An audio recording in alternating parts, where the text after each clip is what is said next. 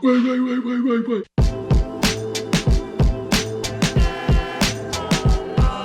Hi everyone, welcome back to my channel. My name is Justin, and if you're new here, I typically talk about music, movies, anything comic book related, and I do a little bit of vlogging here and there. Today I wanted to do something a little bit different. I wanted to do a comic book spotlight where I give some praise to certain comic books that I read recently, whether it be something that's considered a classic, something that's relatively new, or a comic that's being heavily inspired for something that's going to come out relatively soon. So today I wanted to talk about Punisher, Welcome Back Frank. This is the first ever comic book that I've ever read that dealt with Punisher. This is my first trade that I've ever owned. This is considered part of the Marvel Premiere Collection. They're much more affordable than other comic books. This is about like $15 that you can get at anywhere that comic books are being sold.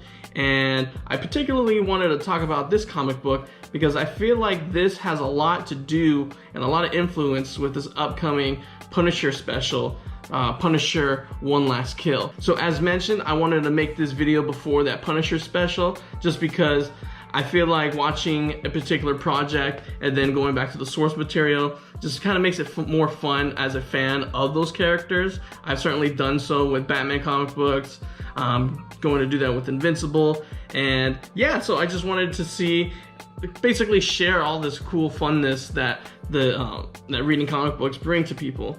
And so with my very first comic book spotlight, we have Frank. Punisher Welcome Back Frank is written by Garth Ennis. You guys might be familiar with him as projects such as The Boys, Preacher, and Crossed.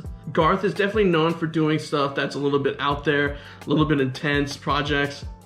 I know a lot of people don't really have a high opinion of his Boys comic book, and so before I even picked this up, I was kind of hesitant to see if the quality was really going to be there.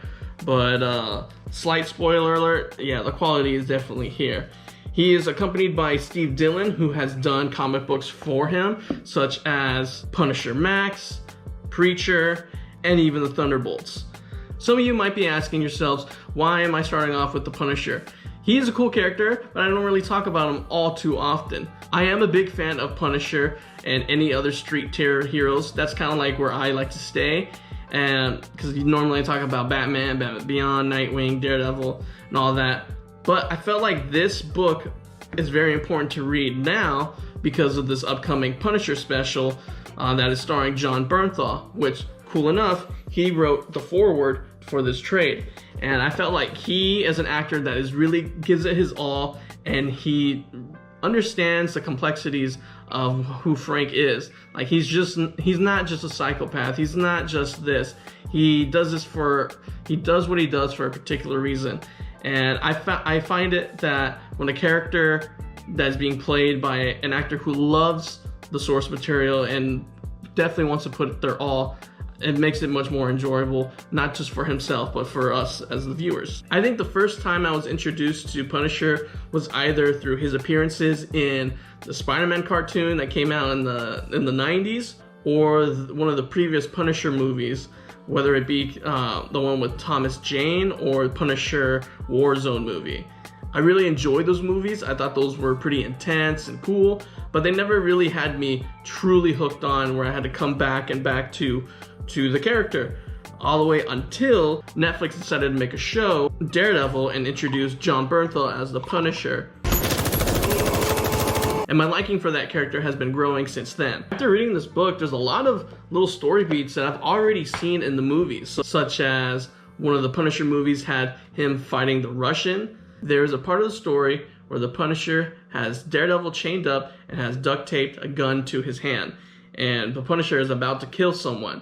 And the only way for Daredevil to stop him is to shoot Frank, because there's only one bullet in the gun, and he can't, and the way he's positioned, Daredevil can't shoot himself or shoot his way out of the chains.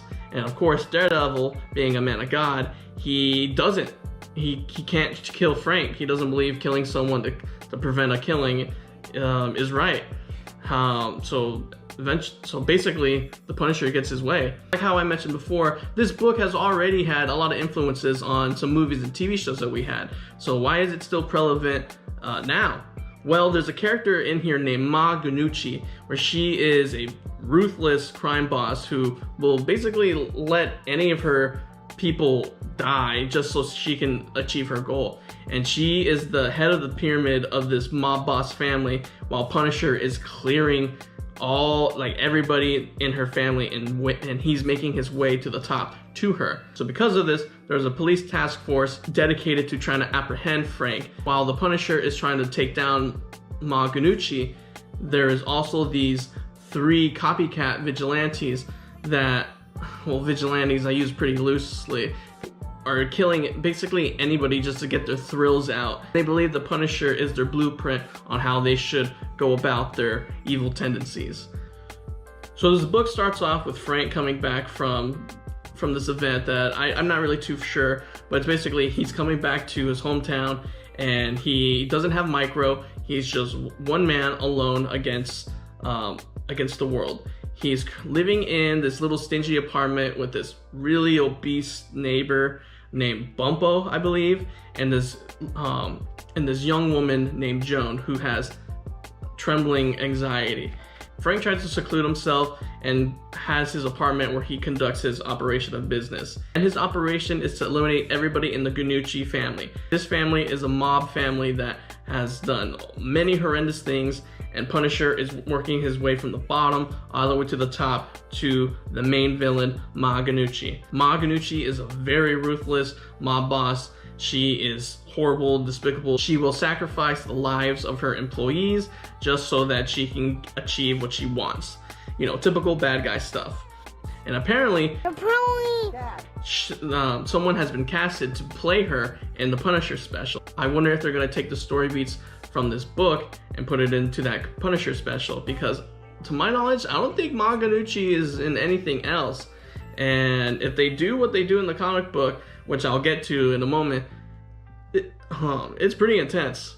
Punisher is making his way up the ladder to the Gunucci family, where he's getting closer and closer to getting to Ma Gunucci. And she starts to get paranoid, where she hires this international assassin named the Russian. And the Russian is this huge, you guessed it, this big, huge Russian dude who loves violence, and he's just a physically overwhelming presence. Once the Russian and Punisher fight each other, it's pretty one-sided that the Russian can take almost everything that the Punisher can take. Ultimately, the Punisher is able to take out the Russian because he was able to make his super obese neighbor to suffocate him by falling onto his face and not letting him get up. Throughout this Punisher book, he has killed people through very creative different ways, such as throwing someone head first over a building. He has used various weapons, and one creative way on how he was trying to kill Ma Gunucci. There's a part of the story where they enter some sort of animal habitat where there's polar bears. Punisher gets inside the polar bear exhibit, and this polar bear approaches Frank just looking confused, and he sees that Ma Gunucci and some of her bodyguards are coming down to try to put an end to Frank. And so Frank does something a little bit creative where he punches the polar bear to get it upset and escape the exhibit.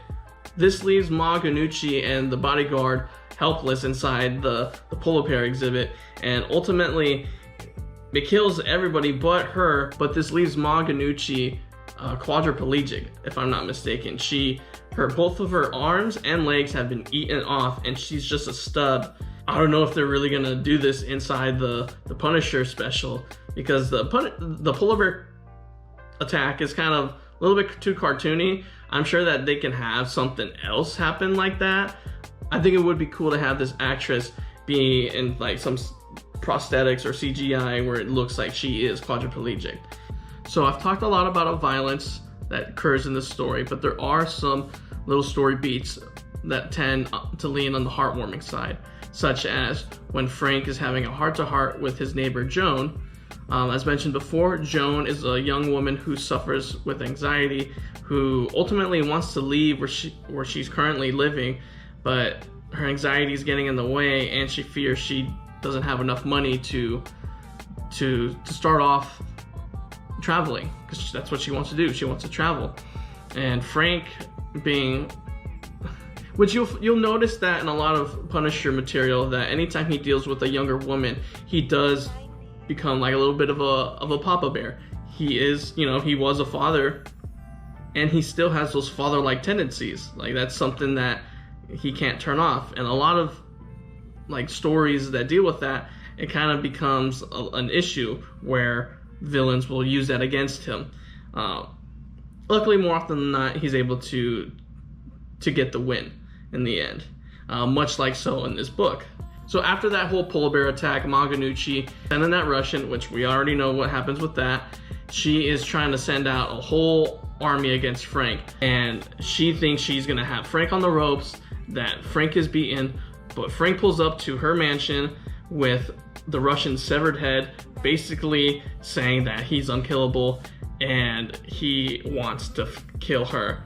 And so Manganuchi is yelling at her little army to take out Frank, and they've heard the stories of all the different people that was sent to kill Frank, and even this top tier assassin couldn't do the job. And so, you know, like what any smart people would do in a scenario, they just left Manganuchi helpless. And what Punisher ends up doing is burning the house down, and still that doesn't kill Manganuchi. She's crawling her way out of the house, and I believe the Punisher ends up kicking her into the burning house, and so that she can burn down with her house and the rest of her empire, because Punisher has officially taken out the whole Ganucci family. Earlier I had mentioned there was these 3 copycat vigilantes.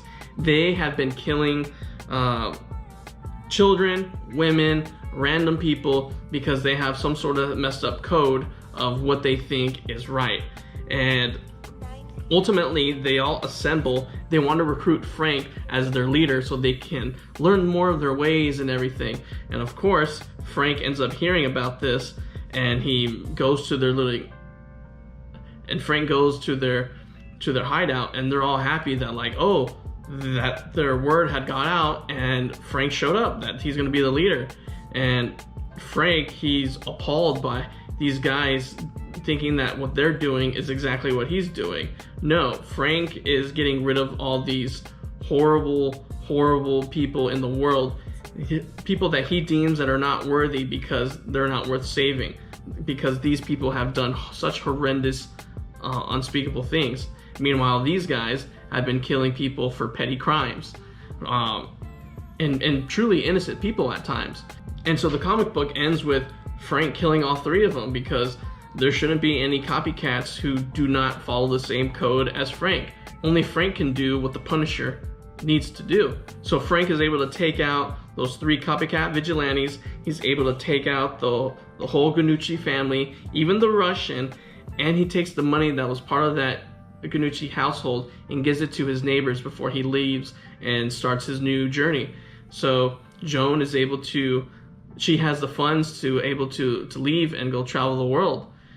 And so I felt like this was such like a great story that had to be talked about. And I wonder if they're gonna do any of this story beats in this little Punisher special. They've already done some, but there's still a lot to work with here.